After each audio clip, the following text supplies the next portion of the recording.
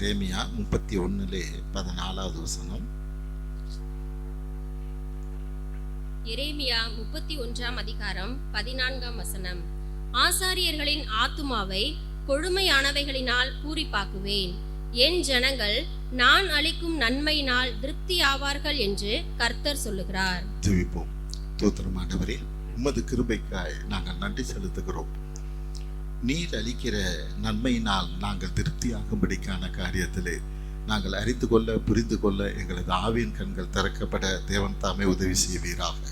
எங்கள் ஆண்டவரும் மீட்பர் இரட்சகருமாய் இயேசு கிறிஸ்துவின் வழியாய் ஏறெடுக்கிறோம் நல்ல பிதாவே, ஆமென். நன்மையினால் திருப்தி ஆவீர்கள். ஆமென். அவர் அளிக்கிற நன்மையினால் நாம் திருப்தியாகும்படிக்காய் தேவன் நம்மை திருப்தியாக இருக்கவே ஆசீர்வாதமாக இருக்கவே விரும்புகிறவராக இருக்கிறார். ஆனால் திருப்திங்கிறது தேவன் தான் கொடுக்க முடியும். ஆமென். இந்த உலகத்தில் பணமோ சொத்தோ நமக்கு திருப்தியை தர முடியாது. ஆமென். உலகத்தின் பொருட்களோ நமக்கு ஒரு திருப்தியை கொடுக்க முடியாது. அல்லது ஒரு சுகமோ பலனோ ஜனமோ நம்மை சுற்றி இருக்கிறவர்களோ ஒரு திருப்தியை நமக்கு தர முடியாது. தேவன் தான் அதை நமக்கு தரணும். ஆனால் அந்த திருப்தி எனக்கு திருப்தியை எப்படி சொல்கிறது? நான் போதும் என்கிற நிலை தான் திருப்தி. ஆமென். ஆனால் என்கிட்ட இருக்கிறத காரியத்தை வச்சு என்னால் திருப்தியாக இருக்க முடியுமா? ஹல்லேலூயா. ஏன்னா அது தேவன் கொடுக்குற திருப்தி. தேவன் கொடுக்குற திருப்தியாக இருந்தாலும் எனக்கு அதை புரிஞ்சுக்கிற காரியம் தெரியணும். ஆமென். இது எப்படி சொல்லலாம்? ஒரு சின்ன பாப்பா கிட்ட 2 சாக்லேட் இருக்கு, 2 பிள்ளைங்க நிற்கிறாங்க. இதுக்கு ஒரு சாக்லேட்டை கொடுத்து அதுக்கு ஒரு சாக்லேட்டை கொடுக்குற போது ஒரு பிள்ளை என்ன பண்ணுது? கையில் சாக்லேட்டு வாங்கிக்கிச்சு. வாங்கினது அந்த பிள்ளைகிட்ட கொடுத்த சாக்லேட்டு வேணும்னு அழுகுது. ஏன் அப்படின்னா இது தான் கையில் இருக்கிற சாக்லேட்டே மறந்து போச்சு. தான் கையிலையும் ஒரு சாக்லேட் இருக்கு, ஆனால் இது மறந்து போச்சு. அவ கையில் இருக்கிற சாக்லேட்டு தான் இதுக்கு நினைப்பே வருது. அதுதான் வேணும் அப்படிங்குது. ஹல்லேலூயா. இந்த காரியத்தை இது மாதிரி தான் நம்ம இருக்கிறோம். நம்மள்கிட்ட இருக்கிறதுல நம்ம திருப்தி ஆகிறது இல்லை. ஹல்லேலூயா. மற்றவங்கள்ட்ட இருக்கிறத பார்க்குற போது நமக்கு திருப்தி வரவே வராது. ஆமென். தேவன் அந்த திருப்தியை நமக்கு கொடுக்கும்படியாக நம்ம கண்கள் திறக்கப்படணும். எனக்கு எல்லாருக்கும் மேலாக தேவன் எனக்கு நிறைவாய் கொடுத்திருக்கிறார். ஹல்லேலூயா என்றபடியான ஒரு திருப்தி வரணும். அந்த திருப்தி வர இல்லை நமக்கு இருந்தாலுமே பொருட்களை கொடுத்தெல்லாம் பார்க்குற போது நம்ம வீட்டில் எல்லா சாமானும் இருக்கும், 1-2 குறைவாக இருக்குன்னு வைங்க. இந்த ஷாப்பிங் மால்லாம் இதுக்கு தான் திறந்து வச்சுருக்குறாங்க. ஒரு மளிகைக்கு கடைக்கு போனோன்னு வைங்க, நமக்கு இது தேவைன்னு ஒரு லிஸ்ட்டை எழுதி அவன்கிட்ட கொடுத்தா அந்த ஜாமானை போடுவான், நம்ம வாங்கிட்டு வந்துடலாம். இதே இது ஷாப்பிங் மாலுக்கு போனீங்கன்னு வைங்க, என்ன தான் நீங்கள் லிஸ்ட் எடுத்துருந்தாலும் இன்னும் 4 சேர்த்து தான் வாங்குவீங்க. அதனால தான் அவன் ஷாப்பிங் மாலே வச்சுருக்கிறான். ஹல்லேலூயா. நம்ம அதோட திருப்திப்படுவதில்லை. இது நம்ம முன்னாடியே ஒரு லிஸ்ட்டு வச்சுருக்கிறோம். இது இருந்தால் இந்த மாதத்துக்கு போதுமானதுங்கிறது நம்ம வச்சுருந்தாலும் தானே அங்கே போகிற போது இன்னும் கொஞ்சம் இதை எடுத்தால் நல்லா இருக்குமே, அதை எடுத்தால் நல்லா இருக்குமே என்றபடியா நம்ம இன்னும் கொஞ்சம் ஜாமானை வாங்கத்தான் பார்ப்போம். அப்போ இந்த காரியம் திருப்திங்கிறது நமக்குள்ள தான் இருக்கு. ஹல்லேலூயா. தேவன் நம்மை நன்மைகளாக திருப்தியாக்க அவர் விரும்புகிறவராக இருக்கிறார். ஆனால் அந்த திருப்தி எனக்குள்ள இருக்கா? நான் அந்த காரியம் போதும் என்கிற நிலைக்கு வருகிறேனா? ஆமென். அப்போ இந்த திருப்தியெல்லாம் எப்படியா இருக்கும்? சங்கீதம் 91:16 ஆண்டவர் என்ன சொல்றாரு பாருங்க. சங்கீதம் 91:16. சங்கீதம் 91:16 வசனம். 91:16. நீடித்த நாட்களால் அவனை திருப்தியாக்கி என் ரட்சிப்பை அவனுக்கு காண்பிப்பேன். ஆமென். நீடித்த நாட்களால் அவனை திருப்தியாக்குவேன். இன்னைக்கு மட்டுமில்ல, நாளைக்கு மட்டுமில்ல, எப்போதுமே நம்மளை திருப்தியாக்குகிற தேவன் நம்மோடு கூட இருக்கிறார். ஆனால் இன்னைக்கு நம்ம அறிஞ்சிக்க வேண்டியது புரிஞ்சுக்க வேண்டியது என்ன அப்படின்னா, நான் எப்படி திருப்தி ஆவது? ஹல்லேலூயா. எப்படி அந்த திருப்திங்கிற காரியத்தை நான் அடைவது அல்லது பெற்றுக்கொள்வதுங்கிற காரியத்தை தான் நம்ம பார்க்க இருக்கிறோம். முதலாவது காரியம், கர்த்தருக்கு செவி கொடுப்பதனால திருப்தி. சங்கீதம் 81:13 படிங்க. சங்கீதம் 81:13. சங்கீதம் 81 அதிகாரம் 13 ஆ, என் ஜனம் எனக்கு செவி கொடுத்து இஸ்ரவேல் என் வழிகளில் நடந்தால் நலமாயிருக்கும். ஏன் நலமாயிருக்கும்? 16 உச்சிதமான கோதுமையினால் அவர்களை போஷிப்பார், கண்மலையின் தேனினால் உன்னை திருப்தியாக்குவேன். ஆமென். ஆண்டவர் அதுதான் சொல்றார், என் ஜனம் எனக்கு செவி கொடுத்தா நலமாயிருக்கும். ஏன் நலமாயிருக்கும்னா, அவங்கள உசிதமான கோதுமையினால் அவர்களை போஷிப்பார், கண்மலை தேனினால் அவர்களை திருப்தி ஆக்குவார். ஹல்லேலூயா. எல்லா விதத்திலும் அவங்களை ஆசீர்வதிப்பதற்கு நான் ரெடியாக தான் இருக்கிறேன். ஆனால் காரியம் என்ன? அவங்க எனக்கு செவி கொடுத்தால் அதுக்கு நலமாயிருக்கும். ஹல்லேலூயா. அப்போ நமக்கு திருப்தியாக இருக்கும்படிக்கான காரியத்தில் முதல் காரியம் என்ன? தேவனுக்கு செவி கொடுப்பது. தேவனுக்கு எப்படி செவி கொடுப்பது? நம்ம பழைய ஏற்பாட்டில் 1 ராஜாக்களிலே பார்க்குறோம். அந்த சாரிபாத் விதவை குறித்து நம்ம வாசிக்க வேண்டாம். நம்ம அதில் காரியம் என்ன? சாரிபாத் விதவை அவளுக்கிட்ட இருக்கிற மாவில் அன்னைக்கு அடை சுட்டு ரொட்டி சுட்டு இவளும் தான் மகனும் சாப்பிட்டு சாக வேண்டுங்கிற ஒரு நிலைமை. அதுக்கு அடுத்த வேலைக்கு சாப்பாடு இல்லை. ஏன்னா நாடே பஞ்சம். ஆமென். அந்த பஞ்சத்தில் இவங்களும் இருக்கிறாங்க. ஆனால் எலியா அங்கே வருகிற போது முதல்ல எனக்கு அந்த ரொட்டியை சுட்டு எனக்கு கொண்டு வந்து கொடுங்கிறான். ஹல்லேலூயா. இருக்கிறதே கொஞ்சம்தான், தானும் தான் மகனுக்கும் தான். ஆனால் அவன் இந்த நேரத்தில் இந்த சூழ்நிலையில் அந்த எலியாவுக்கு செவி கொடுத்தபடியினால, தேவனுடைய வார்த்தைக்கு செவி கொடுத்தபடியினால, பஞ்ச காலம் முழுவதும் தானே, நாடே பஞ்சம். ஆனால் இவனுக்கு மட்டும் அந்த பானையிலே மாவு குறையவே இல்லை என்று வேதம் சொல்லுகிறது. ஹல்லேலூயா. அதை தான் இங்கே வேதம் சொல்லுது. எனக்கு நீ செவி கொடுத்தா உன்னை எல்லா விதத்திலும் நான் திருப்தியாக உன்னை நடத்துவேங்கிறார். சூழ்நிலை காரியம் என்ன? எனக்கு மட்டும் போதுமானது இருக்கிற போது நான் எப்படி தேவன் சொல்ற காரியத்துக்கு செவி கொடுப்பது அப்படிங்கிறது தான் நமக்கு. ஆமென். எனக்கு மட்டும்தான் போதுமானதாக தான் இருக்கு, எனக்கும் என் பிள்ளைக்கும் தான் போதுமானது. தேவன் இப்படி செய்வாரா? ஹல்லேலூயா. தேவன் இப்படி பேசுவாரா? எனக்கு உள்ளதை இன்னொருத்தர் பறித்து கொள்ளும்படிக்கான ஒரு காரியம் என் வாழ்க்கையில் நடக்குமா? இது தேவன் சொல்லுகிற காரியமா இல்லையே. அல்லது அந்த ஊழியக்காரனை பார்த்து, எலியாவை பார்த்து, நீலாம் ஒரு ஆளா, நீலாம் ஒரு ஊழியக்காரனா, இருக்கிறதே கொஞ்சம் தான், இதையும் பிடிங்கிட்டு போகிறதுக்கு வந்தியா? இப்படி தானே நினைப்பாங்க. ஹல்லேலூயா. ஆனால் இங்கே அவள் அந்த தேவனுடைய வார்த்தைக்கு, தேவனுடைய ஊழியனின் வார்த்தைக்கு கீழ்ப்படிந்தபடினாலே பஞ்ச காலம் முழுவதும் தானே அவள் போஷிக்கப்படுகிறார். ஆமென். இன்னைக்கு அதுதான் வேதம் சொல்லு. கர்த்தருக்கு செவி கொடுப்பதனால தான் உனக்கு திருப்தியே இருக்கும். ஹல்லேலூயா. நான் எந்த ஒரு காரியத்தை செய்கிற போதும், அது சாப்பிட்ற காரியம் மட்டும் இல்லை. ஆமென். ஒரு வாகனம் வாங்குற காரியமா இருக்கட்டும், அல்லது வேற எந்த ஒரு காரியமா இருக்கட்டும், நான் ஜெபிச்சு தேவன் எனக்கு என்ன சொல்லுகிறாரோ அந்த வார்த்தைக்கு நான் கீழ்ப்படுகிற போது மட்டும்தான் அது முழுமையான ஆசீர்வாதமாக திருப்தியான ஒன்றாக இருக்கும். ஆமென். முத காரியம், நான் திருப்தியாக இருக்கணும்னா தேவனுடைய வார்த்தைக்கு, தேவனுக்கு நான் செவி கொடுக்கிறவனாக இருக்கிற போது மட்டும்தான் என்னை திருப்திப்படுத்தவே முடியும்.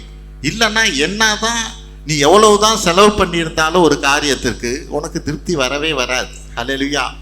இவ்வளவு செலவு பண்ணி இப்படி ஆயிடுச்சு என்றபடியா நம்ம செலவு பண்ணதையும் மற்ற காரியத்தை தான் பெருசாக நினைப்போமே ஒழிய, இந்த சின்ன காரியத்தை ஒரு பெருசாக நினைப்போமே ஒழிய, தேவன் கொடுத்துருக்கிற அந்த பெரியதான ஆசீர்வாதம் நம்மளை திருப்திப்படுத்தவே படுத்தாது. ஹல்லேலூயா. ஆகவே தேவனுக்கு செவி கொடுப்பதனால தான் திருப்தி வரும். ரெண்டாவது காரியம், கர்த்தரை ஆராதப்பதனால திருப்தி வரும். சங்கீதம் 65:4 படிப்போம். சங்கீதம் 65:4.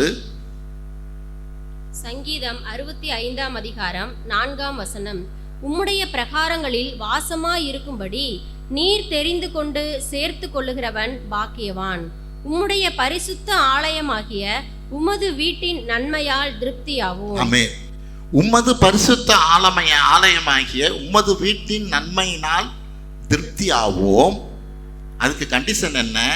உம்முடைய பிரகாரங்களில் வாசமாயிருக்கும்படி நீ தெரிந்து கொண்டு சேர்த்து கொள்கிறவர்கள் பாக்கியவான். ஹல்லேலூயா. முதல்ல மோட்டிவ் என்ன?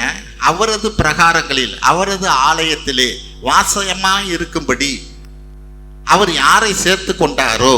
ஆமென். நான் என்ன எதுக்காக தேவன் என்னை தேர்ந்து கொண்டாரோ, எதுக்காக என்னை சபையில கொண்டு வந்து சேர்த்தாரோ, அந்த காரியத்தை நான் செய்கிற போது மட்டும்தான் எனக்கு ஒரு தேவன் திருப்தியா ஆசீர்வதிக்க முடியும். உம்முடைய பரிசுத்த ஆலயமாகிய உம்மது வீட்டில் நன்மையால் திருப்தியாவோம். ஹல்லேலூயா. எப்ப ஆலயத்துக்கு நான் வருகிற போது தேவன் எதுக்காக தேர்ந்து கொண்டார்? இந்த பரிசுத்த ஆலயத்துல இருக்கும்படியா சேர்ந்து கொண்டார். அந்த பரிசுத்த ஆலயத்துல இருக்கும்படியான காரியத்துல நான் குறைவுபடுவேனே, ஆனா தேவன் இந்த இடத்துக்கு வருவதனால, இங்க கிடைக்கிற வார்த்தையினாலேயோ தேவன் உன்னை ஆசீர்வதிக்கணும், உன்னை திருப்தி ஆக்கணும்னு ஒரு காரியத்தை அவர் வைத்திருக்கிற போது நான் அதுல சரியா இல்லாது இருப்பேனே, ஆனா என்னை திருப்தியா தேவன் நடத்தவே முடியாது. ஆமென். என்னை திருப்தியா நடத்தவே முடியாது. சாதாரணமாவே நம்ம பார்ப்போமே, பலருக்கு எனக்கு ஒரு வேலை கிடைச்சா நல்லா இருக்கும். ஹல்லேலூயா. எப்படி? எனக்கு ஒரு வேலை கிடைச்சா நல்லா இருக்கும், நல்லா தான் இருக்கும். ஆனா சபைக்கான காரியத்துல, மற்ற ஊழியத்துக்கான காரியத்துல எனக்கு நேரமே இல்லை. பயங்கர டைட்டு எனக்கு வேலை. வீட்டில் பயங்கர டைட்டு. காலையிலேருந்து ராத்திரி முழுசும் எனக்கு வேலை இருக்கு. இதே இது நாளைக்கு ஒரு கவர்மெண்ட்டுக்கு ஜாப் கிடைச்சா இந்த 8 மணி நேரம் எங்க போச்சுன்னே தெரியாது. ஹல்லேலூயா. டைட்டா வீட்டில் காலையிலேருந்து ராத்திரி வரையிலும் வேலை வேலை வேலைன்னு ஓடிக்கிட்டு இருக்கிற உனக்கு நாளைக்கு கவர்மெண்ட் ஜாப் கிடைச்சதுன்னா இந்த 8 மணி வேலை எப்படி நடக்குது வீட்டில்? அது நடக்குமா நடக்காதா? ஹல்லேலூயா. தேவனுக்கு உனக்கு கொடுத்துருக்கிற நேரத்தில் தேவனுக்கு கொடுக்கிற நேரத்தை உன்னால் கொடுக்க முடியல. அப்படிங்கிற போது ஆண்டவர் சொல்றார், உனக்கு பாவம், நீ ரொம்பவே வேலை பயங்கர டைட்டில் இருக்க, என்ன அதனால உனக்கு வேலை எதுக்கு, வீட்டு வேலையே செஞ்சுக்கிட்டு இருந்துருவார். ஹல்லேலூயா. வேற வேலை உனக்கு வேண்டாம், நீ வீட்டு வேலையே செய்யும்ப. வாரத்தில் ஒரு நாளோ 2 நாளோ கூட தேவனுக்காக என்னால் வர முடியல அப்படின்னா தேவன் எப்படி உனக்கு வேலையை கொடுப்பார்? தேவன் தெரிந்து கொண்டதே அவருடைய ஆலயத்திலே பிரகாரத்திலே நீ வாசமாய் இருக்கும்படிக்காய் தெரிந்து கொண்டு இருக்கிறார். ஹல்லேலூயா. அவர் நன்மையினாலே உன்னை போஷிக்கும்படிக்காய், இங்க வந்த பலவிதமான ஆசீர்வாதத்தை நீ பெற்றுக்கொள்ளும்படியாகவே தேவன் உன்னை தேர்ந்து கொண்டு இருக்கிற போது, நான் அந்த காரியத்திலே நான் உண்மையாக இல்லாது இருக்கிற போது தேவன் எப்படி நம்மளை ஆசீர்வதிக்க முடியும்? சங்கீதம் 17:15 படிப்போம். சங்கீதம் 17:15. சங்கீதம் 17ஆம் அதிகாரம் 15ஆம் வசனம். நானோ நீதியில் உம்முடைய முகத்தை தரிசிப்பேன், நான் விழிக்கும்போது உமது சாயலால் திருப்தியாவேன். ஆமென். நல்ல பாட்டு பாடுவோம்ல. உங்க முகத்தை பார்க்கணுமே ஏசையா, உங்க முகத்தை பார்க்கணுமே ஏசையா. இங்க இந்த பாடல் அதுதான் சொல்லுது. நான் விழிக்கும் போது உமது சாயலில் திருப்தியாவேன்.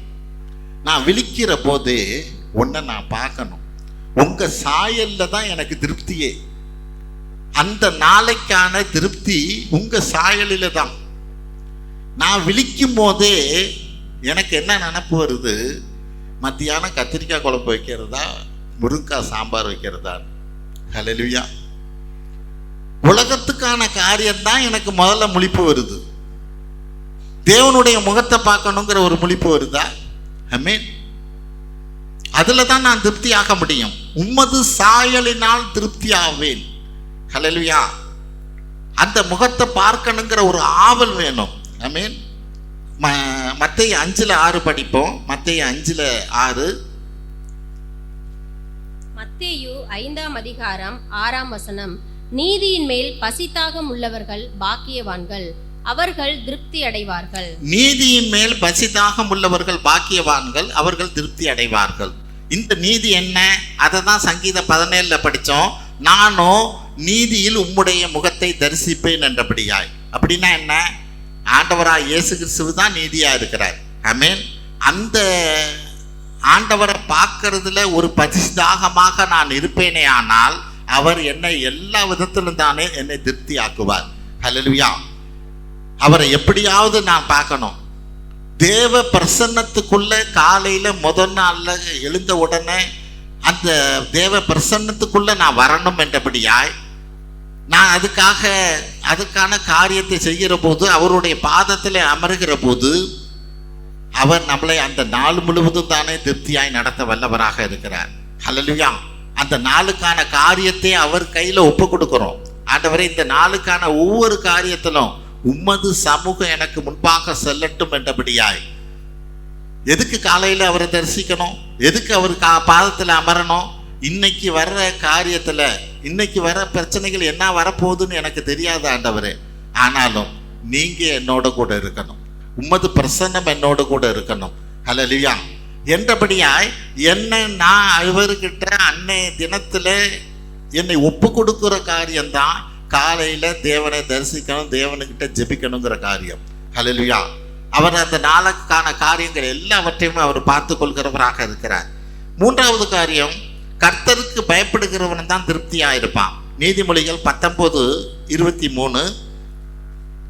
நீதிமொழிகள் 19:23. நீதிமொழிகள் 19ஆம் அதிகாரம் 23ஆம் வசனம்.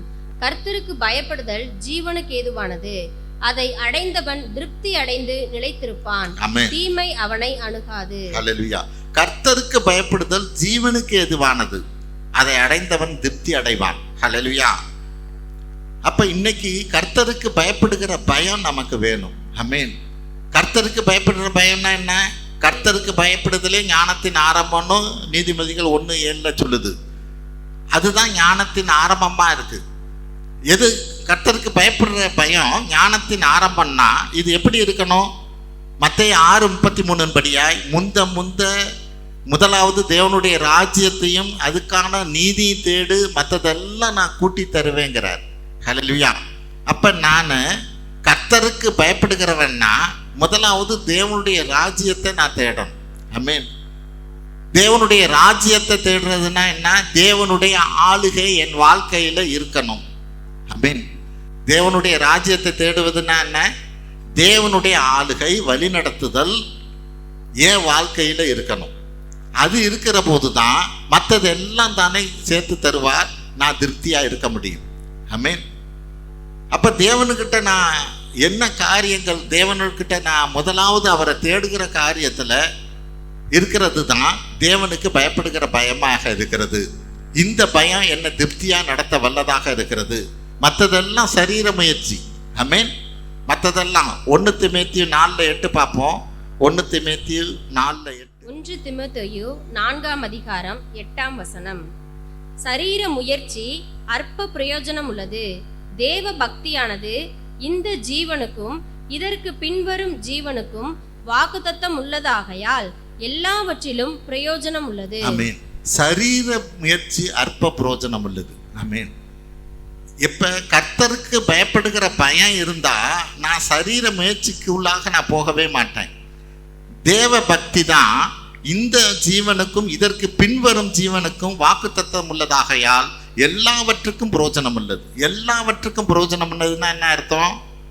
நான் தேவ பக்தியாக தேவனுக்கான காரியத்தை தேடுகிற போது எல்லாவற்றுக்கும் பிரயோஜனமானதுன்னா இது சரீரத்துக்கும் ஆவி ஆத்மாவுக்கும் எல்லாவற்றுக்கும் பிரயோஜனமானது. ஹல்லேலூயா. அப்ப என்னுடைய முயற்சியை என்ன பண்ணணும்? ஆவிக்குரிய முயற்சியாக நான் மாற்றணும். எந்த ஒரு காரியத்திலையும் ஆவிக்குரிய முயற்சியா நான் மாற்றணும். ஆவிக்குரிய முயற்சியை செய்கிற போது அது தேவனுடைய சித்தத்தை இப்படி செய்யணுங்கிற போது அதுக்கு அடுத்தது தான் ஆவிக்குரிய முயற்சியில பேஸ் பண்ணி சரீர முயற்சி இருக்கணும். ஹல்லேலூயா. அப்படி இருக்கிற போது தான் என்ன திருப்தியா தேவனால நடத்த முடியும். அதே 1 தீமோத்தேயு 6:6 என்ன சொல்லுகிறது? போதும் என்கிற மனதோடு கூடிய தேவ பக்தியே மிகுந்த ஆதாயம். ஆமென். போதும் என்கிற மனதோடு கூடிய தேவ பக்தியே மிகுந்த ஆதாயம். பலருக்கு இது தேவ பக்தியே போதும் என்கிற மனதாக இருக்கக்கூடாது. ஆமென். போதும் என்கிற மனதோடு கூடிய தேவ பக்தி அப்படிங்கிறது நமக்கு கிடைக்கிற ஆசீர்வாதத்துல நமக்கு இருக்கிறதுல போதும் என்கிற மனதோடு கூடிய தேவ பக்தி. தேவ பக்தியில போதும் என்கிற மனதோட கூடிய காரியம் அல்ல. ஹல்லேலூயா. அதுக்கு அளவு கிடையாது. ஆமென். அதுக்கு அளவு கிடையாது. அப்ப இன்னைக்கு எனக்கு இருக்கிறதுல போதும் என்கிற மனது எப்ப வரும்? எனக்கு திருப்தியா இருந்தாதான் வரும். ஆமென். இது போதும் என்றபடியாய் அந்த திருப்தியை தேவன் தான் கொடுக்கணும். அவர் எப்ப கொடுப்பார்? அவருக்கு பயப்படுகிற பயம் இருக்கிற போதுதான் இந்த திருப்தியை நமக்கு தேவன் தர முடியும். ஹல்லேலூயா. நான்காவது காரியம், அவர் செய்த நன்மைகளை மறவாது இருக்கிற போது. சங்கீதம் 103:2 படிப்போம். சங்கீதம் 103:2. சங்கீதம் 103 என் ஆத்துமாவே கர்த்தரை ஸ்தோத்திரி, அவர் செய்த சகல உபகாரங்களையும் மறவாதே. ஆமென். என் ஆத்துமாவே கர்த்தரை ஸ்தோத்திரி, அவர் செய்த சகல உபகாரங்களை மறவாதே. இப்படி நான் மறவாம இருந்தா என்ன ஆசீர்வாதம் இருக்கும்? 3-5 படிங்க. அவர் உன் அக்கிரமங்களை எல்லாம் மன்னித்து உன் நோய்களை எல்லாம் குணமாக்கி உன் பிராணனை அழிவுக்கு விலக்கி மீட்டு உன்னை கிருபையினாலும் இரக்கங்களினாலும் முடிசூட்டி நன்மையினால் உன் வாயை திருப்தியாக்குகிறார். கழுகுக்கு சமானமாய் உன் வயது திரும்ப வாழ வயது போல் ஆகிறது. ஆமென். எப்ப கர்த்தரை நான் தோத்தரிக்கிற போது, அவரை துதிக்கிற போது, அவரது நன்மையெல்லாம் நினைத்து அவருக்கு நான் நன்றி சொல்லுகிற போது, ஒவ்வொரு எல்லா காரியத்தையும் நமக்கு அக்கிரமத்தை மன்னிக்கிறார், நோய்களிலிருந்து விடுதலை கொடுக்கிறார், நன்மையினால் நாம் வாயை திருப்தியாக்குகிறார். ஆமென். கழுகுக்கு சமானமாய் உன் வயது திரும்ப வாழ வயது போல் ஆகிறது. எப்ப நான் கடந்த நாட்களிலே கர்த்தர் எனக்கு செய்த நன்மையை நான் நினைத்து அதற்கு நன்றி சொல்லுகிற போது. ஆனா அந்த நன்றி சொல்லுகிற காரியம் அந்த ஒரு பலனை முடிஞ்ச உடனே சொல்றதோட நின்றுடக்கூடாது. இன்னைக்கு அதுதான் நம்ம இதுல பார்த்தோம். ஆராதனை ஆரம்பிக்கிறதுக்கு முன்பான ஒரு காரியத்துல நோவா பெரு வெள்ளத்திலிருந்து தேவன் கர்த்தர் காப்பாத்துறார். வெளியே வந்த உடனே பலி செலுத்துகிறான். நல்லதுதான், தேவனுக்கு நன்றி செலுத்துகிறான். அதுக்கு அடுத்தது என்ன பண்றான்? திராட்சை ரசத்தை குடித்து விட்டு தன் வஸ்திரம் விலகி இருந்தது கூட தெரியாம இருக்கிறான். அப்படின்னா காரியம் என்ன?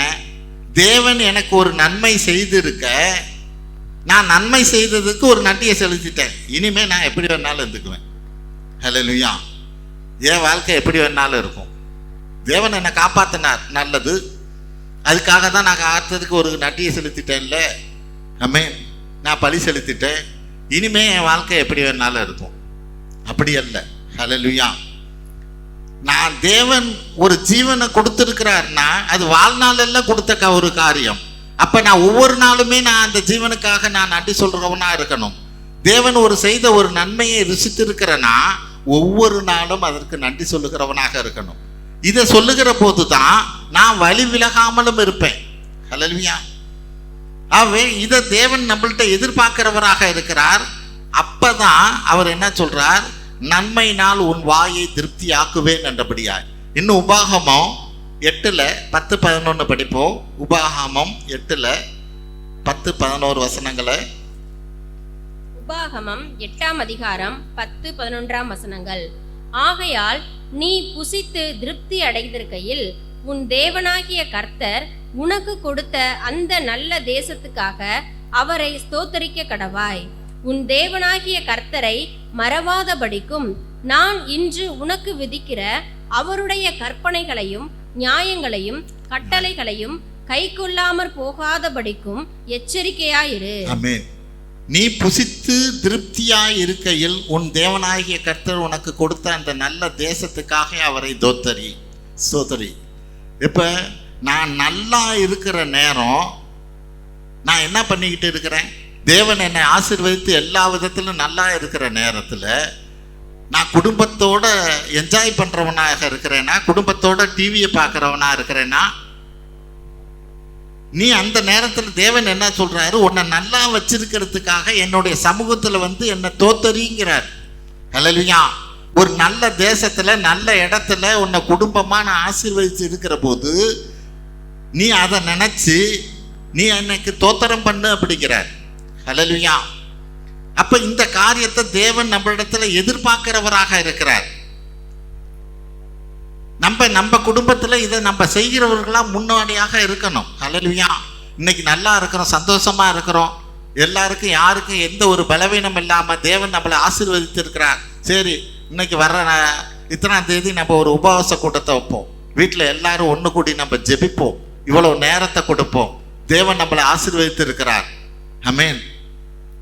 எத்தனை பேர் நம்ம இதை செய்கிறவங்களா இருக்கிறோம்? வேதம் சொல்லுகிறது அதை தேவன் எதிர்பார்க்கிறார் என்றபடியாய். ஹல்லேலூயா. தேவன் அதை எதிர்பார்க்கிறார். அவன் இந்த நாளில் அவர் செய்த நன்மையெல்லாம் மறவாது இருக்கிற போது தான் அடுத்த நன்மையை அவர் நமக்கு செய்ய முடியும். ஆமென். நம்ம முன்னாடி செஞ்ச நன்மையே அவன் மறந்து போயிட்டான். யார் செஞ்சாங்கிறதே அவனுக்கு மறந்து போச்சு. எப்படி செஞ்சோம், எப்படிப்பட்ட சூழ்நிலையில் உன்னை காப்பாற்றணுங்கிறதே நீ மறந்து போயிட்ட. இப்போ நீ இப்போ ஒரு நெருக்கத்தில் கேட்டால் நான் எப்படி செய்வேன்? நான் இப்போ உன்னை காப்பாற்றினாலும் நீ இதையும் மறந்து போவ. யார் உன்னை காப்பாற்றினாங்கிறதையே நீ மறந்து போவ. அப்படிங்கிற போது நான் எப்படி உனக்கு செய்ய முடியும்? என்னுடைய வாழ்க்கை என்ன ஆகுது? ஆமென். நாளுக்கு நாள் தேவன் என்னை ஆசீர்வதிக்கிற போது தேவன் கிட்ட நெருங்கிறேன்னா, தேவனை விட்டு எட்டி போறேன்னா, ஆமென், நம்ம மெதுவாக ஒதுங்கிறதுக்கு தான் பார்ப்போம். நமக்கு என்னத்துக்கு பிரச்சனை? நம்ம வீட்டிலேயே ஜெபிப்போமே, வீட்டிலேயே அதை பண்ணுவோமே. ஹல்லேலூயா. நீ தேவனுக்காக ஒரு ஸ்டெப்பு எடுத்து வைக்கிறதுலையும் ஒரு ஆசீர்வாதம் உண்டு. ஆமென். ஒரு உபவாச கூட்டத்திலேயோ சபையிலேயோ நீ ஒரு நாள் வராம இருக்கிற போது அடுத்த நாள் ஒன்றை பார்த்து 2 டிக்கெட் வராது. நீ நினைப்ப நீ மட்டும்தான் வரல, இது என்ன பெரிய சபை, என்ன ஆகிட போகுது, நம்ம போகாததுனால என்ன ஆகிட போகுதுன்னு. ஆனால் உன்னை சபையே பார்த்துக்கிட்டு இருக்கும். இன்னைக்கு இந்த பார்ட்டி வரல, அங்கே அவங்க வீட்டில் ஒரு கல்யாணம், ஒரு பிரச்சனை, அதுக்கு வரல. நானும் அடுத்த வாரம் எங்கள் வீட்டில் ஒரு காரியம் இருக்குது, நானும் வரமாட்டேன், குடும்பமாக வரமாட்டேன். ஒருத்த பின்வாங்கிறதுனால அத்தனை பேரும் பின்வாங்கிறாங்கிறது ஒன்னாலங்கிறத நீ புரிஞ்சுக்கணும். ஹல்லேலூயா. ஒருத்தரால, ஆனா உனக்கு தெரியாது, உன்னால தான் இது நடந்ததுங்கிறது உனக்கு தெரியவே தெரியாது. ஹல்லேலூயா. அப்ப இது யார் பாதி? இந்த காரியத்துக்கு தேவன் உன்னை கேட்பாரா, கேட்க மாட்டாரா? ஆமென். எப்படி உனக்கு இது புரியாம போனதோ அது மாதிரி உனக்கு வர்ற பிரச்சனையும் உனக்கு புரியாமே போகும். தேவன் எப்படி நம்மளை நடத்துவாருங்கிறது அவர் ரொம்ப நேர்த்தியா நடத்துகிற தேவன். ஆமென். அவன் இந்த நாளில் நான் செய்கிற ஒவ்வொரு காரியத்திலும் தேவனுடைய சித்தத்தின்படி செய்கிறவனாக இருக்கிறேனா, அவர் செய்த காரியத்திற்கு அந்த நன்மைக்கெல்லாம் நான் மறவாதவனாக நன்றி சொல்லுகிறவனாக இருக்கிறேனா? ஆமென். 5வது காரியம், பசியாய் இருக்கிற நீங்கள் பாக்கியவான்கள், திருப்தி அடைவீர்கள். லூக்கா 6:21. லூக்கா 6:21.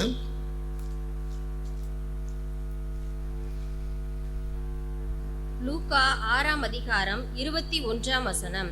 இப்பொழுது பசியாய் இருக்கிற நீங்கள் பாக்கியவான்கள், திருப்தி அடைவீர்கள். ஆமென். இப்பொழுது அழுகிற நீங்கள் பாக்கியவான்கள், இனி நகைப்பீர்கள்.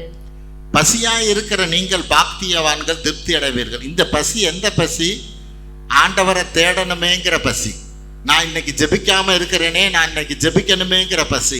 நான் இன்னைக்கு வேதம் வாசிக்காம இருக்கிறேனே, இன்னைக்கு வேதம் வாசிக்கணுமேங்கிற பசி.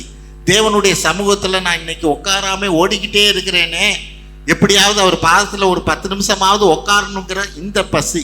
ஹல்லேலூயா. இந்த பசி இருக்கிறவங்க தான் பாக்கியவான்கள். தேவன் அவர்களை திருப்தியாக ஆசீர்வதிக்க முடியும். ஆமென்.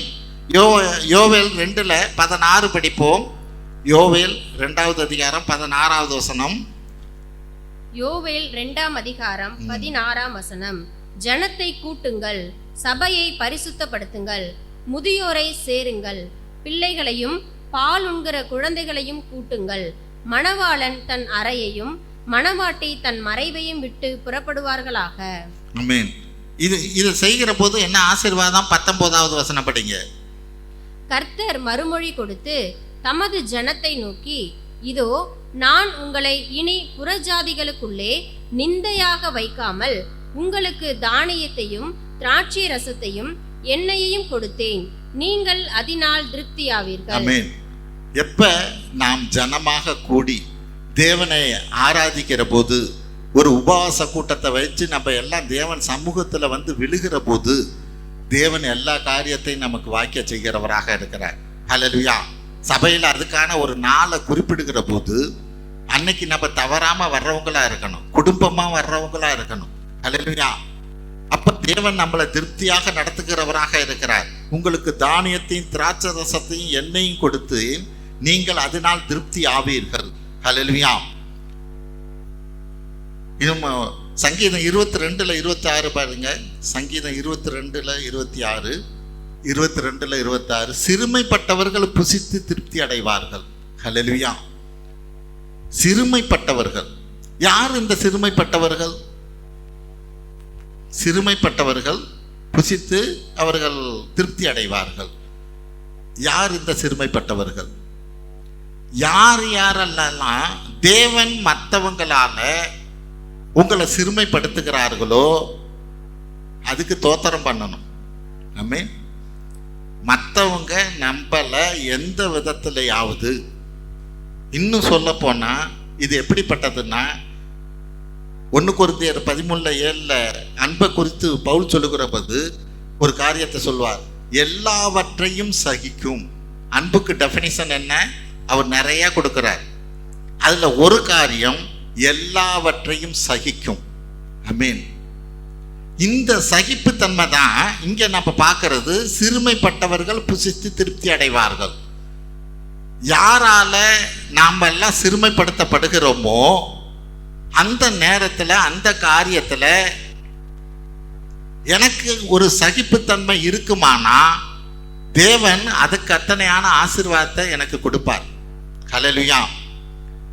இன்னும் சொல்ல போனா தேவன் ஏதோ ஒரு ஆசீர்வாதத்தை கொடுக்கும்படிக்காக நான் இன்னைக்கு சிறுமைப்படுத்தப்படுகிறேன். இதை நம்ம பலமுறை பார்த்துருக்குறோம். எங்க தாவீதை கொடுத்து காரியத்தில் அந்த சீமைங்கிறவன் கல் எடுத்து அடிக்கிறான். ஒரு ராஜா இவங்களோட போகிற போது, சேவகர்களோட போகிற போது அங்கே இருக்கிறவங்கெல்லாம் என்ன சொல்கிறாங்க? ஒரு வார்த்தைங்க சொல்லுங்க ராஜா, இவனை கண்ட துண்டமாக வெட்டிடுறோம். தாவீது ரொம்ப அழகா சொல்கிறான், தேவன் இதுக்கு தக்கதான ஆசீர்வாதத்தை எனக்கு தருவார். ஆமென். என்னைக்காவது நீங்கள் சிறுமைப்பட்டு இருக்கிற போது இப்படி நினச்சிருக்கீங்களா? நீங்கள் அதுக்கு பதில் வார்த்தை பேசிட்டீங்கன்னா அது கேன்சல் ஆகிடும். ஹல்லேலூயா. நீங்கள் சிறுமைப்பட்ட போது நீங்கள் புலம்புகிறவங்களா இருந்தீங்கன்னா அது கேன்சல் ஆகிடும். ஆமென். ஆண்டவரே இதுக்காக நான் தோத்தரிக்கிறேன்னு சொன்னீங்கன்னா தேவன் ஏதோ ஒரு ஆசீர்வாதத்தை உங்களுக்கு கொடுக்கும்படிக்காகவே அதை அனுமதித்திருக்கிறார். ஹல்லேலூயா. தேவன் அந்த ஆசீர்வாதத்தை உங்களுக்கு நிச்சயமாக கொடுப்பார். ஏன் கொடுக்கிறார்? ஏன்னா அவங்களுக்கு முன்னாடி நீங்க சிறுமைப்பட்ட காரியத்தை நீங்க சகித்தபடியினாலே அவங்களுக்கு முன்னாடி உங்களை உயர்த்தி அவங்களை வெட்கப்படும்படியா செய்வார். ஹல்லேலூயா. அப்ப சிறுமைப்பட்டவர்கள் பாக்கியவான்கள் இங்கு வேதம் சொல்லுகிறது. அவர்கள் புசித்து திருப்தி அடைவார்கள். ஆமென்.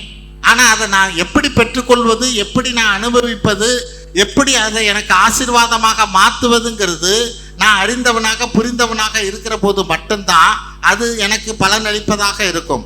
ஆமென். நீதிமொழிகள் 20:13 படிப்போம். நீதிமொழிகள் 20:13.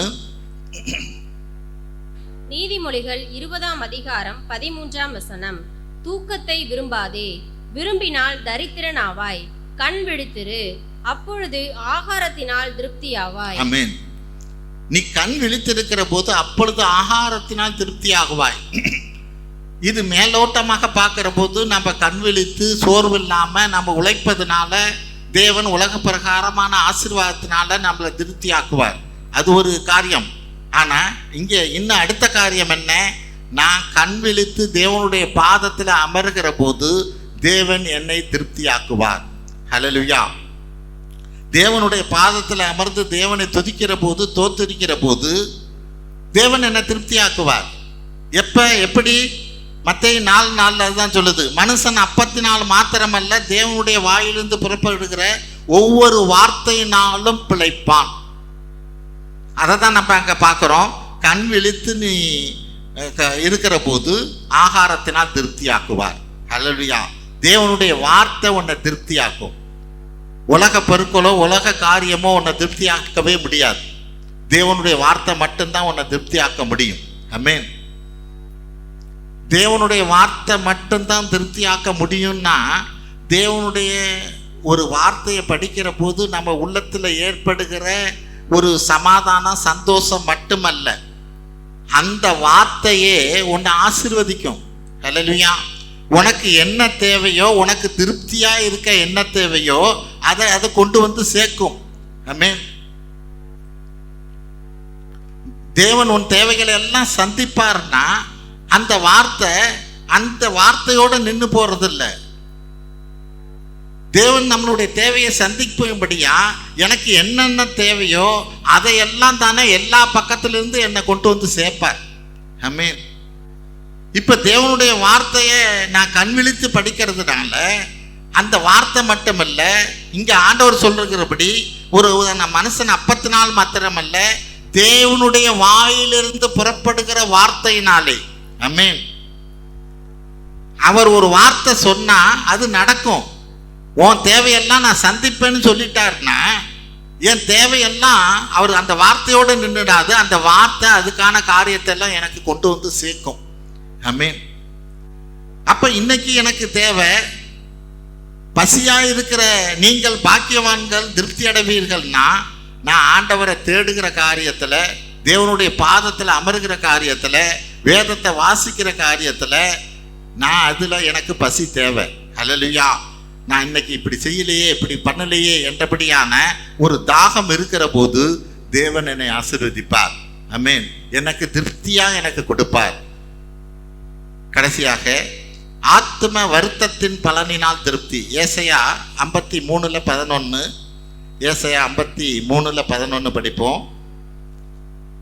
ஏசாயா 53:11. அவர் தமது ஆத்தும வருத்தத்தின் பலனை கண்டு திருப்தியாவார். என் தாசனாகிய நீதிபரர் தம்மை பற்றும் அறிவினால் அநேகரை நீதிமான்களாக்குவார். அவர்களுடைய அக்கிரமங்களை தாமே சுமந்து கொள்ளுவார். ஆமென். அவர் தமது வருத்தத்தின் பலனை கண்டு திருப்தியாகுவார். அப்படின்னா என்ன? அவர் தமது வருத்தத்தின் பலனை கண்டு திருப்தியாகுவார். ஹல்லேலூயா.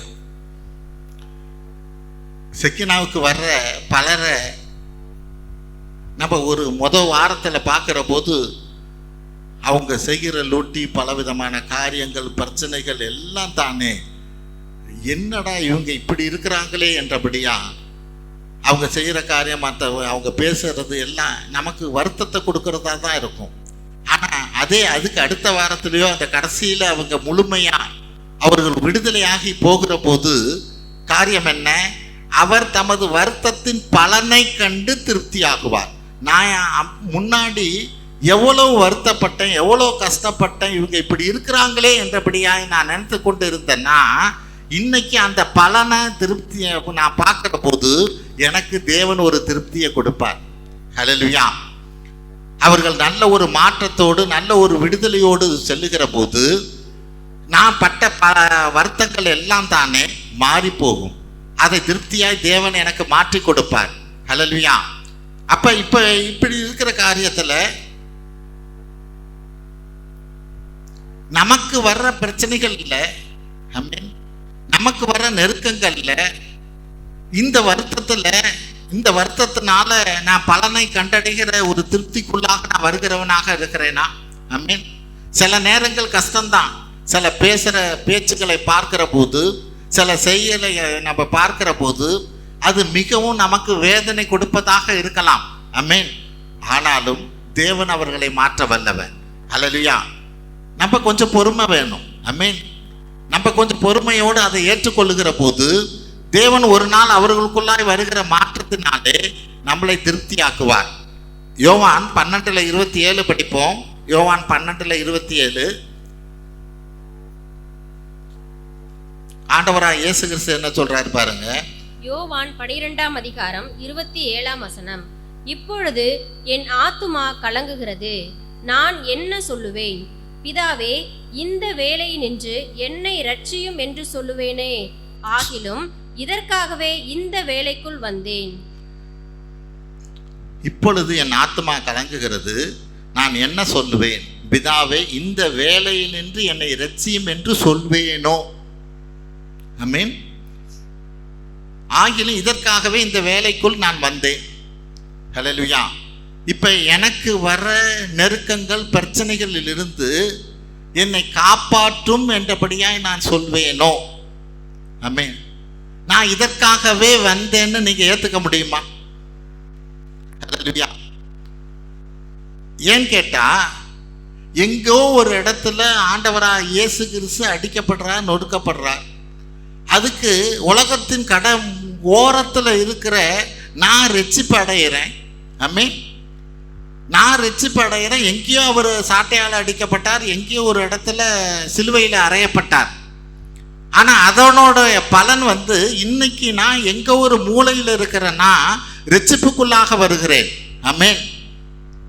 அப்ப இதே காரியத்தை என் வாழ்க்கையில எனக்கு ஒரு சரீரத்துல ஒரு பலவீனத்தை தேவன் அனுமதிக்கிற போது ஏதோ ஒரு இடத்துல ஒரு மூலையில ஒரு ஆத்மா ரட்சிப்பாவது நான் இதை ஏத்துக்கிறேன்னு ஏத்துக்க முடியுமா?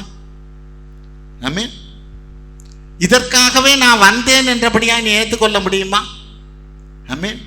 ஆண்டவரே, இந்த காரியத்தை, இந்த பலவீனத்தை நான் இந்த நாளில் உங்களுக்கு சுகந்த வாசனையா கொடுக்கிறேன்னு ஏற்றுக்கொள்ள முடியுமா? கொடுக்க முடியுமா? உண்மையிலே நீங்க நம்புறீங்களோ நம்பலையோ, நான் ரட்சிக்கப்படுவதற்கு முன்பாகவே எனக்கு ஹார்ட் ப்ராப்ளம் 24 மணி நேரமும் வலிக்கும். ஆனா அந்த வலி வர்ற போதெல்லாம் என்னையும் அறியாம நான் சொன்ன காரியம் என்னன்னா, ஆண்டவரே இதுக்கு தகுந்த ஆத்மாவை எனக்கு தாரும் தான். ஆமென். நான் ஏன் அப்படி சொன்னேங்கிறது இன்னைக்கும் நான் யோசிச்சுக்கிட்டு இருக்கிறேன். யாரும் எனக்கு சொல்லி கொடுக்கல. ஆமென். யாரும் எனக்கு சொல்லி கொடுக்கல. ஒரு நாள் தேவன் எனக்கு சுகத்தை கொடுப்பாங்கிற நம்பிக்கையும் எனக்கு இல்லை. ஏன்னா 9 வருஷம், 1 வருஷம் இல்லை, 2 வருஷம் இல்லை, எந்த மாத்தையும் மருந்து சாப்பிடல. தேவன் 9வது வருஷத்துல அற்புத சுகத்தை கொடுத்தார். இன்ன வரைக்கும் சுகத்தோடு இருக்கிறேன். ஆமென். ஆனா அந்த காலகட்டங்கள்ல பல நான் எனக்கு சோர்வாக தான் இருக்கும். இதே அந்த வழியோட தான் பல ஜபக்கூட்டங்களுக்கு மற்ற காரியத்துக்கு ஓடுவோம். ஆமென். நானும் வேலையில் இருக்கிறேன், சிஸ்டரும் வேலையில் இருக்கிறாங்க, வீட்டு வேலையும் பார்க்கணும். யோசிச்சு பாரு.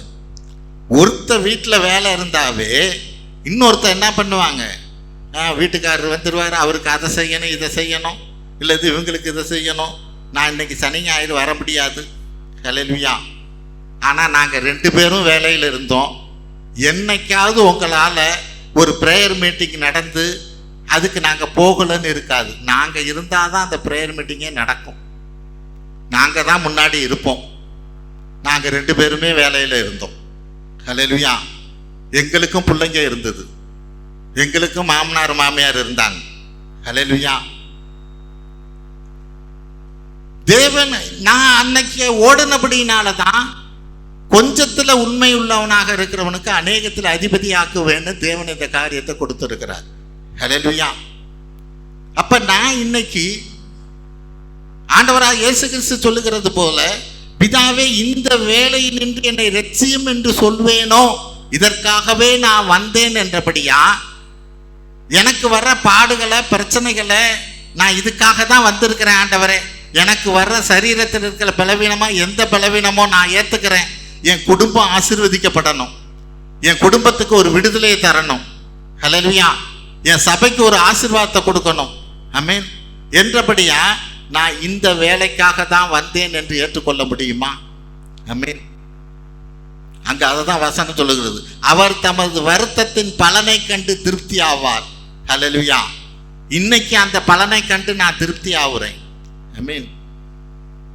அப்ப இன்னைக்கு திருப்திங்கிற காரியத்துல தேவன் நமக்கு வைத்திருக்கிற அந்த திருப்திங்கிற காரியத்தை நாம் பெற்றுக்கொள்ளும்படிக்கா வேதம் சொல்லுகிறபடி கர்த்தருக்கு நான் முதலாவது செவி கொடுக்கிறவனாக இருக்கணும். அப்பதான் என்ன அவர் திருப்தியா நடத்த முடியும். அவர் என்ன சொல்லுகிறாரோ அந்த வழியில நான் நடக்கிற போதுதான் என்ன திருப்தியா முழுமையாக அவர் ஆசீர்வதிக்க முடியும். 2வது காரியம், கர்த்தரை ஆராதிப்பதினாலே, அவருக்கு முதலிடம் கொடுப்பதினாலே. ஆமென். அவர் என்னை திருப்தியாக நடத்துகிறவராக இருக்கிறார். 3வது காரியம், கர்த்தருக்கு பயப்படுகிறவனை திருப்தியா நடத்துவார். ஆமென். எல்லா காரியத்திலும் கர்த்தருக்கு பயந்து நான் நடக்கிற போது தேவன் என்னை திருப்தியாய் நடத்த முடியும். 4வது காரியம், கடந்த நாட்களிலே அவர் எனக்கு செய்த நன்மைகளை எல்லாம் நான் நினைத்து பார்க்கிற போது தான் இன்னைக்கு என் தேவைகளை எல்லாம் தானே திருப்தியாக அவர் செய்ய முடியும், அவர் ஆசீர்வதிக்க முடியும். 5வது காரியம், பசியாய் இருக்கிற நீங்கள் பாக்கியவான்கள், திருப்தி அடைவீர்கள். நான் ஆண்டவரை தேடுகிற காரியத்தில் ஆமென், எந்தெந்த வழியிலெல்லாம் நான் அந்த ஒரு தாகம் இருக்குதோ இந்த காரியத்தை செய்வேன். வேதத்தை வாசிக்கிறதோ, ஜெபிக்கிறதோ, சபைக்கு வருகிறதோ, இதில் ஒரு பசி தாகம் வேணும். அப்படி இருக்கிறவங்களை நான் திருப்தியாக நான் நடத்துவேன் என்றபடியாக சொல்கிறார். 6வது காரியம், ஆத்ம வருத்தத்தின் பலனை நான் பார்க்கிற போது என்னை திருப்தியாக்குவார். எந்த ஆத்மாவுக்காக, என் குடும்பத்துக்காக, எதுக்காகவோ நான் இந்த வேலைக்காக தான் வந்தேன் என்ற அப்படியாய் அந்த கஷ்டத்தை, பிரச்சனையை நான் ஏற்றுக்கொள்ளுகிற போது தேவன் ஒரு திருப்தியான ஒரு ஆசீர்வாதத்தை நமக்கு தர வல்லவராக இருக்கிறார். ஹல்லேலூயா. ஜெபிப்போம். தோத்திரம் ஆண்டவரே, உம்மது எல்லையில்லா கிருபைக்காய் நாங்கள் நன்றி செலுத்துகிறோம் அப்பா. நீர் எங்களை திருப்தியாக ஆசீர்வதித்து வழிநடத்தவே நீர் பிரியமாக இருக்கிறீர். அந்த திருப்தியை நாங்கள் எங்கும் தேடாதபடி உம்மிடத்திலே தேடவும், உம்மிடத்திலிருந்து பெற்றுக்கொள்ளவும் தேவன் தாமே எங்களுக்கு உதவி செய்ய வேண்டுமாய் ஜெபிக்கிறோம். உமது எல்லையில்லா கிருபைக்காய் நாங்கள் நன்றி செலுத்துகிறோம் அப்பா. ஆசீர்வதிப்பீராக. எங்கள் ஆண்டவரும் மீட்பர் இரட்சகருமாய் இயேசு கிறிஸ்துவின் வழியாய் எடுக்கிறோம் நல்ல பிதாவே. ஆமென்.